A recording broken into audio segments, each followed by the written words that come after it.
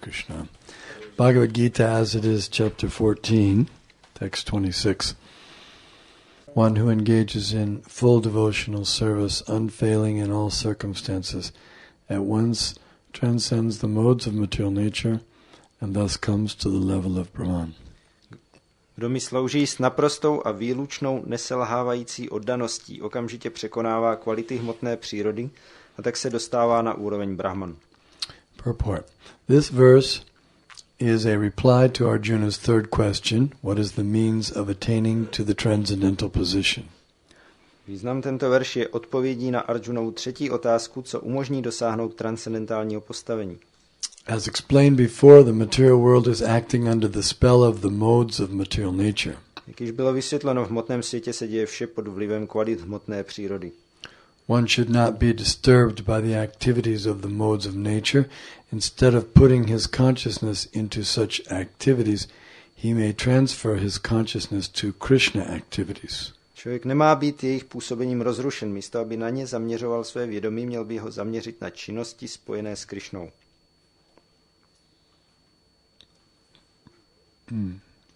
I think I'll make a comment. Maharaj bude komentovat. Because it's like we see now, so many people are trying to, they're disturbed by material nature, by what's going on. Můžeme vidět, mnoho lidí je rozrušených tím, co se děje v hmotné přírodě. They're trying to stop the wars. They're trying to stop inflation. They're trying to stop so many things. Snaží se ukončit války a inflaci a mnoho dalších věcí. They're trying to stop diseases. Snaží se ukončit nemoci. It's a major endeavor. To je obrovská snaha. But Prabhupada's saying here, and Krishna's saying, that don't try to change the material nature, just get out, go back to the spiritual world. A Prabhupada tady říká, nebo i Krishna říká, nesnažte se změnit hmotnou přírodu, ale běžte z ní ven zpátky do duchovního světa. Don't try to be very proud of your altruism and your good deeds. Nesnažte se být pyšní na svou dobročinnost. You can't say, the house is burning down, the fire is so hot, you cannot put it out with your little squirt gun. Ten dům velice hoří a oheň je tak horký a nemůžete ho uhasit nějakýma svýma stříkačkama. Huh? The house is burning down, you have a squirt gun. You know what a squirt gun is? Stříkací pistol, yeah. Squirting. Like a revolver with water. Yes. Takže dům hoří a vy máte jenom dětské stříkací pistole, tak tím to neuhasíte. So what good will your squirting do? Čemu to bude, to vaše stříkání tady?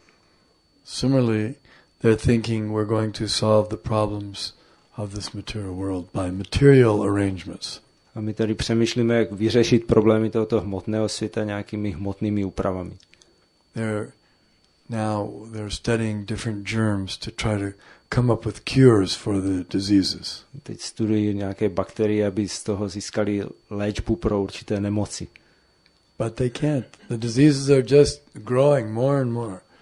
A to se jim nepovede, protože těch nemocí pořád jenom přibývá. Best thing is, Prabhupada says here, transfer the consciousness to Krishna activities. Nejlepší je, který říká Prabhupada, obrátit své vědomí k činnostem spojeným s Krishnou. Okay, continuing in the purport. Krishna activities are known as bhakti yoga, always acting for Krishna. Takové činnosti se nazývají bhakti yoga, konání všeho pro Krishnu. This includes not only Krishna, but his different plenary expansions, such as Rama and Narayan. To se nevztahuje pouze na samotného Krishnu, ale také na jeho různé expanze, jakými jsou například Rama nebo Narayan. He has innumerable expansions. Krishna má nespočetně mnoho expanzí. One who is engaged in the service of any of the forms of Krishna or of his plenary expansions is considered to be transcendentally situated. Ten, kdo slouží kterékoliv z podob Krishny či jeho úplných expanzí, je v transcendentálním postavení. One should also note that all the forms of Krishna are fully transcendental, blissful, full of knowledge and eternal. Musíme také vzít na vědomí, že všechny Krishnovy podoby jsou dokonale transcendentální, věčné, blažené a oplývající poznání. Such personalities of Godhead are omnipotent and omniscient and they possess all transcendental qualities. Tyto osobnosti božství jsou všemocné a vševědoucí a mají všechny transcendentální vlastnosti. So if one engages himself in the service of Krishna or his plenary expansions with unfailing determination, although these modes of material nature are very difficult to overcome, one can overcome them easily. Když tedy někdo s nezlomnou rozhodností slouží Krišnovi nebo jeho úplným expanzím, snadno překoná jinak stěží překonatelné kvality hmotné přírody. I'll make a comment. So why is it that people are not interested in surrendering to Krishna? A proč tedy se lidi nechtějí odevzdávat Krišnovi? They're afraid. Bojí se. They're afraid that they may lose some sense gratification. Bojí se, že mohou přijít o nějaký smyslový požitek. They think that I have only a shortened life, or they're thinking that I have to pack in sense gratification every moment. Myslí si, mám jenom krátký život a musím nazbírat nějaký smyslový požitek v každém okamžiku. And they're thinking that if I surrender to Krishna, he may take away some of my material enjoyment.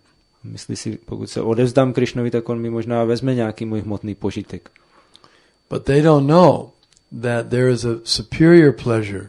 Spiritual enjoyment is trillions of times greater than material enjoyment. Ale oni nevědí, že existuje vyšší požitek, duchovní požitek, který je trilionkrát větší než hmotný požitek. The pleasure they're getting is very small. To potěšení, které oni získávají, je velice malé. But because they're paupers, they think, oh, this is very nice. Ale protože jsou chudáci, tak si myslí, že to je velice pěkné. But it's insignificant. Ale je to úplně bezvýznamné. Material pleasure is just so minute compared to spiritual pleasure. Hmotný požitek je tak úplně nepatrný ve srovnání s duchovním.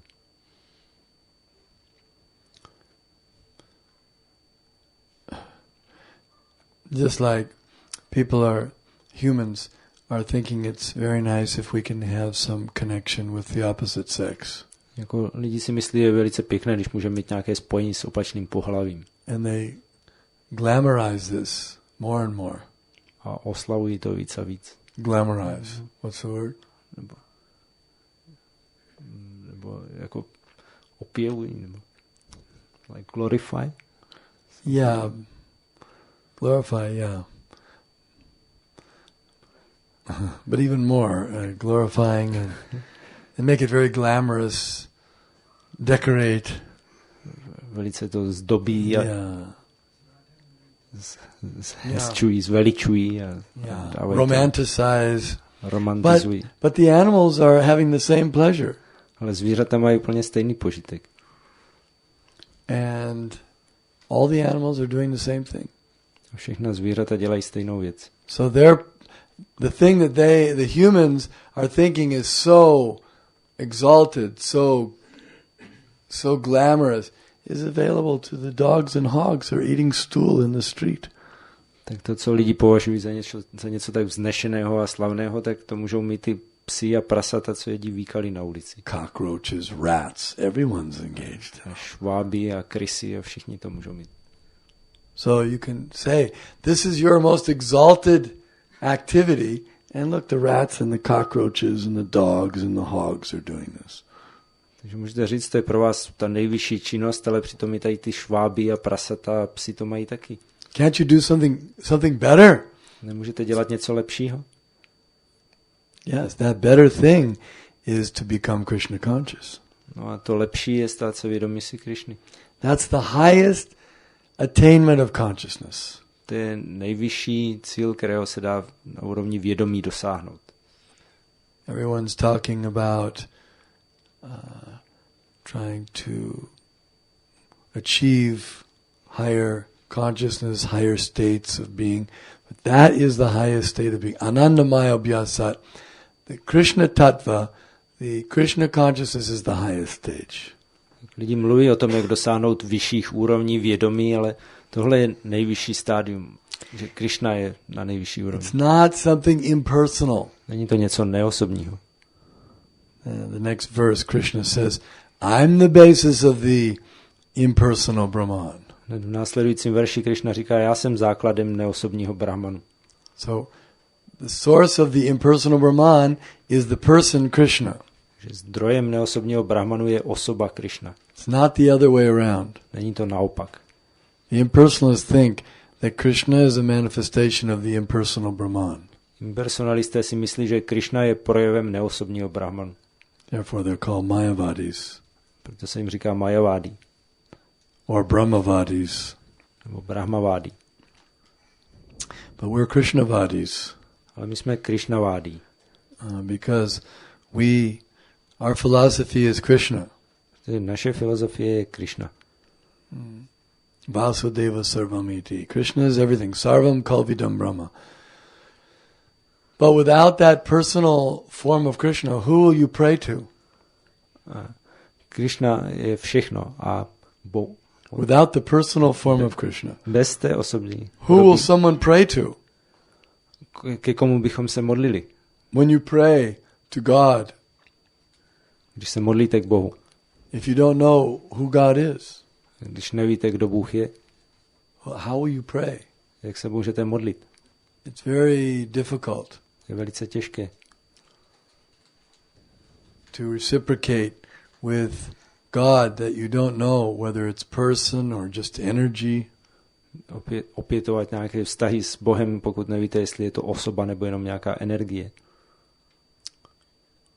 I was thinking today that people don't know really what purpose all the living entities are doing here in this world. Já jsem dnes přemýšlel o tom, že lidi nevědí, pro jaký účel vůbec živé bytosti v tomhle světě jednají. For example, if you ask any person, why do you think all these creatures, why are there so many species, why are there so many different types of bodies? Když se někoho zeptáte, proč si myslíte, že je tady tolik různých druhů těla, životních podob? What would they say? Tak co by vám řekli? What would be a good answer? Co by na to byla dobrá odpověď od nich? Now some would say it's just by chance. Někteří řeknou, to je náhoda. No purpose. To nemá žádný smysl. Accident. To je prostě náhoda. Right? Matter has somehow or other become alive and it started evolving and now we have all these species. There's no purpose to it. Hmota nějakým způsobem ožila a vyvinuli se evolucí různé všechny tyhle druhy, ale žádný smysl to nemá. Just to survive. Jenom přežít. Any other? What they might say? Some ideas? Nějaký jiný nápad, co by mohli lidi na to říct? What did you think before you came to Krishna consciousness? Co jste si mysleli předtím, než jste přišli k vědomí Krishny? Before you came to Krishna, product of material nature. Že to je výtvor hmotné přírody. So what's the purpose? A jaký to má smysl? Why is it there? Proč to existuje? Okay. Já nevím. What did you think before you came to Krishna consciousness? Co jste si mysleli? You were a scientist. What did you think? Jsi vědec. Že to je ozdoba téhle přírody. Decoration of nature.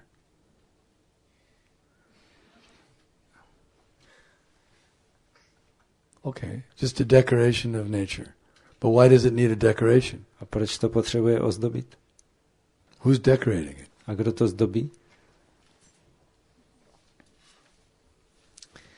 But the answer is that all these creatures, all these different bodies are there because they wanted to enjoy. So God has given them this body and the facility to enjoy.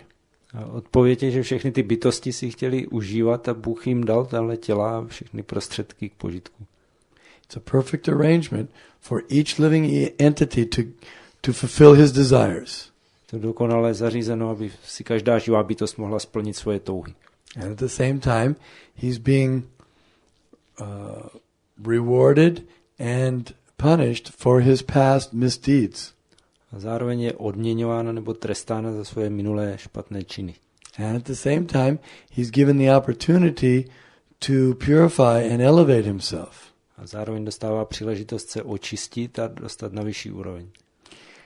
And he's also part of someone else's enjoyment and someone else's suffering. Zároveň je částí požitku nebo utrpení někoho jiného. Just like someone has a very nice son. Jako He wanted a son and he got a beautiful son. Někdo chtěl mít syna a pak se mu narodil krásný syn. So he thinks this son is so nice. He's giving me so much pleasure. Tak on si myslí, to je tak pěkný syn a dává mě tolik potěšení. And then if the son dies very young, then he gives so much pain to the father. Potom, když ten syn ještě mladý umře, tak působí tomu otci spoustu utrpení, bolestí. So he's giving pain, he's giving pleasure, and at the same time he's getting pain and he's getting pleasure, and it's all incorporated, all interreactive. Takže on dostává potěšení, požitek a zároveň bolest a zase ten druhý dostává požitek a bolest a je to všechno vzájemně propojené a smíchané. A very wonderful arrangement to fulfill everyone's desire. Takže je to úžasný plán, jak naplnit touhy všech. But, as explained here, if someone engages in full devotional service, then he gets out of this entangling material nature. A jak je tady řečeno, pokud se někdo zaměstná výlučnou službou, tak se vyprostí z tohohle zapletení. Then he's no longer required to suffer or enjoy for the actions as a response to his actions. A pak už nemusí trpět nebo si užívat následkem svých činností. He becomes transcendental. Stává se transcendentálním. Krishna takes him out of this action and reaction, the law of karma. Krishna ho vytáhne ven tady z těch akcí a reakcí podle zákona karmy. Does anyone have any questions? Má někdo nějakou otázku tady k tomu?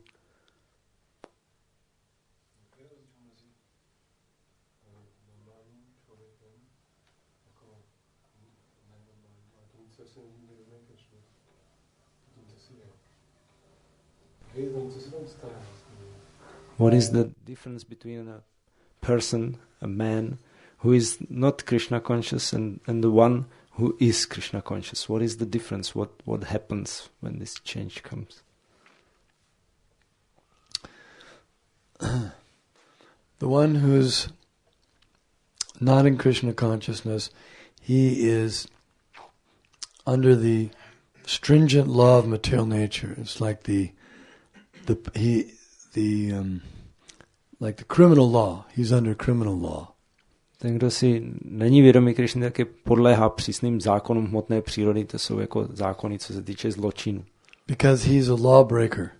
Protože on porušuje zákon. So he has all of his freedom taken away almost. Takže je mu odebrána prakticky veškerá svoboda. He's put in the prison, pushed in. Now stay in the prison. It's an uncomfortable situation. Ho strčili do vězení a teď tady zůstaneš a je to velice nepříjemná situace. Treated very harshly. A je s ním hrubě zacházeno.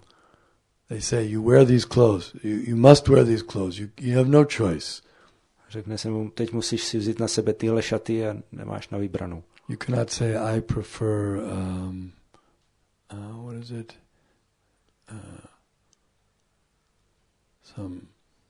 I prefer some other type of line of clothes. On nemůže říct, že by se víc líbila prostě šaty nějaké Christian jiné. Dior, I prefer Christian Dior. Já radši tady od té firmy. They say we don't care what you just wear this one outfit, that's all, no choice. Ale oni řeknou, no nám to je jedno, co vám se líbí, prostě si vezmete tohle na sebe a to je všechno. But one who's in Krishna consciousness, he's free from all these harsh laws, all these uncomfortable situations. Ale když si je někdo vědomý Krišny, tak nepodléhá těmhle zákonům a nemusí být vystaven těmhle nepříjemným situacím. He's free from anxiety. On nemá žádnou úzkost. Because what are the materialists in anxiety about? Protože z čeho jsou materialisté plní úzkosti? Do you know any materialists who are not in anxiety? Znáte nějakého materialistu, který necítí žádnou úzkost? Even those who are insane are also in anxiety. Dokonce i ti, kdo jsou blázni, tak mají úzkost. I went to a hospital to visit someone the other day, and most of the people there were mentally deranged. Jsem byl tuhle v nemocnici navštívit jednoho z nemocného a většina lidí tam měla mentální poruchu. So even one lady, she was mentally deranged, and she was saying, I can't take it anymore. I can't take it anymore. I'm dying. I'm dying. A jedna žena měla takovou poruchu, pořád říkala, já už nemůžu dál, já už umírám. She was also in anxiety. Prostě cítila takovýhle úzkost. So Krishna consciousness means free from anxiety, Vaikuntha. A vědomí Krišny znamená bez úzkosti, neboli Vaikuntha. Free from disease. A bez nemocí. Free from death. A bez smrti. Free from rebirth. A bez dalšího zrození. Free from all these sufferings. Osvobození od všeho tohohle utrpení.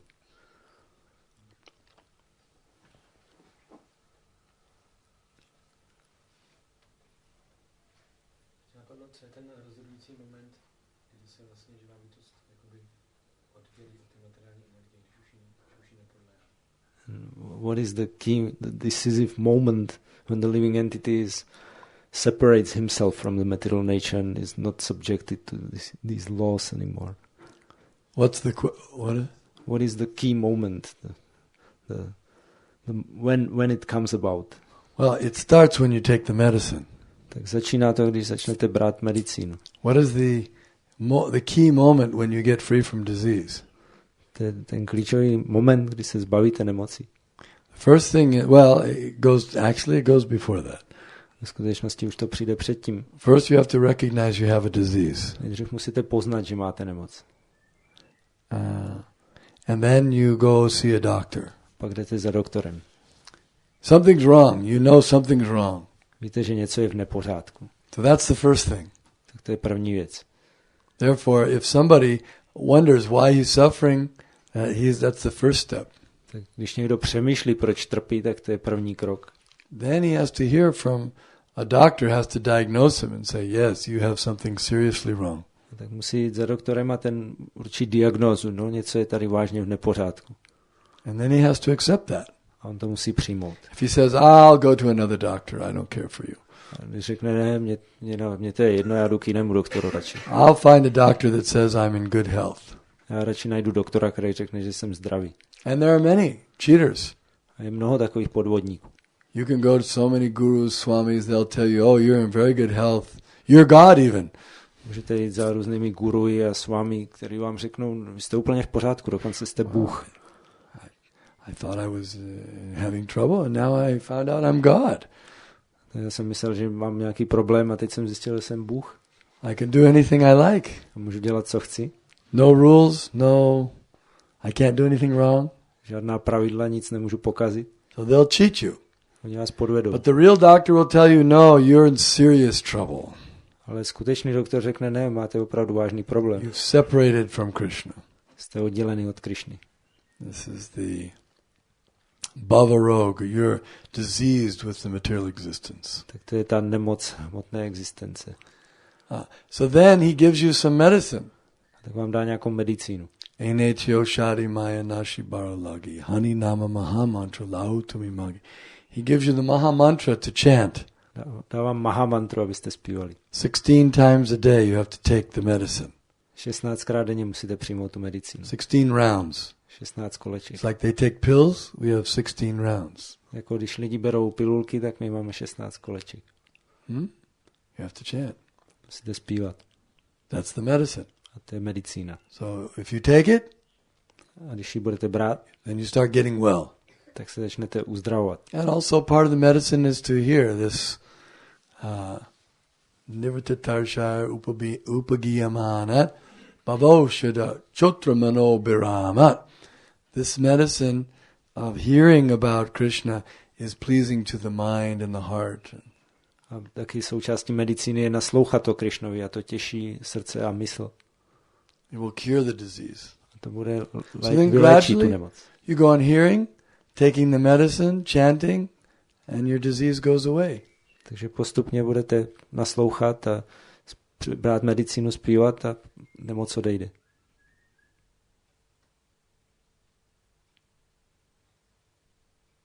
Isn't it true? Není to tak? Isn't our disease going away? Není to tak, že naše nemoc odchází? We thought we had so many problems in the material world. Mysleli jsme, že máme tolik problémů v hmotném světě. Now, if you think about all the things that you thought were big problems then, now you see they're not important anymore. Teď, když přemýšlíte o těch věcech, o kterých jste si dřív tenkrát mysleli, jaký jsou problém, tak zjistíte, že nejsou vůbec důležité. Right? The problems, the woman is thinking, how can I attract man? And the man is thinking, how can I attract woman? How can I get money? Now these things are not important. Žena přemýšlí, jak bych mohla být přitažlivá pro muže, nebo muž, jak bych mohl přitahovat ženy a vydělat hodně peněz, a pak teď už to najednou není tak důležité. You don't think how you can attract women, do you? Že už nepřemýšlíš, jak přitahovat ženy, nebo jo? No. He's thinking, how can I attract Krishna? Přemýšlí, jak bych mohl přitáhnout Krishnu. Yeah. He's not thinking, how can I get money for myself?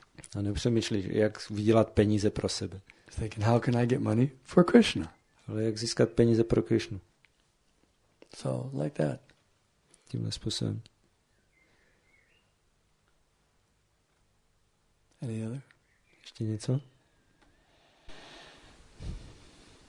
Do verši bylo řečeno, že jakmile se oddaný zaměstná v oddané službě, tak je okamžitě osvobozen od 3 kvalit hmotné přírody. Takže jak to je, že vlastně my si nejdříve, aby jsme se mohli takhle čistě zaměstnat, tak musíme být nejdříve osvobozeni od těch hmotné přírody. Že když my se snažíme jako na oddanou službu čistě, tak nás ruší podmíněnost kvalita hmotné přírody. Jak to správně pochopit? Mm-hmm. In the verse it is said, as soon as one begins to engages in a full devotional service, he immediately transcends the modes of nature. But to be able to purely serve, we have to be freed from the influences of the modes of nature. Otherwise, we cannot be so nicely serving. So when we reach that stage of full devotional service, not fall down. This verse used to be translated, who does not fall down under any circumstance. Ten verš dřív ve starších překladech bylo ten, kdo za žádných okolností nepoklesne. At that point he transcends the modes of material nature. Tak v tu chvíli překonává kvality přírody. So we're working towards that type of bhakti where there's nishta, fixed up. Takže my rozvíjíme tuhle bhakti, která bude ništha, která bude stálá. No more should I serve Krishna or should I go into the material world. Už ne, jestli přemýšlet, jestli budu sloužit Krishnovi nebo půjdu do hmotného světa. Should I be a devotee or should I be a karmi? I'm not sure which I should be. Budu oddaný nebo budu karmi, asi nejsem ještě jistý. No, when he's sure I'm going to serve Krishna eternally. Když už si je jistý, já budu věčně sloužit Krishnovi. He makes that commitment. Udělá tohle rozhodnutí. That's a real commitment. I'm going to serve Krishna eternally. A to je skutečné odezdání, jako já budu sloužit věčně Krishnovi. And doesn't fall down under any circumstance. Unfailing means he's mature, he's learned how to avoid Maya. A nepoklesne za žádných okolností, to znamená, že se má na pozoru před májou. He knows Maya's tricks. A zná triky máji. He's not naive. Není naivní. It's like Shukadeva Goswami. It may have seemed, he was just walking around like a young boy, naive. When he came out, when he first was born, he was already grown, so he was walking around. It may have seemed like he was naive. Můžete vidět Shukadeva Goswami, jakmile se narodil, tak on hnedka šel pryč a chodil potom jako mladý chlapec okolo. Můžete si myslet, že byl naivní. But actually, you see, he spoke Srimad Bhagavatam. He knew everything. Ale ve skutečnosti on vyslovil Srimad Bhagavatam a věděl všechno. So thank you very much. Bhagavad Gita as it is, ki jai.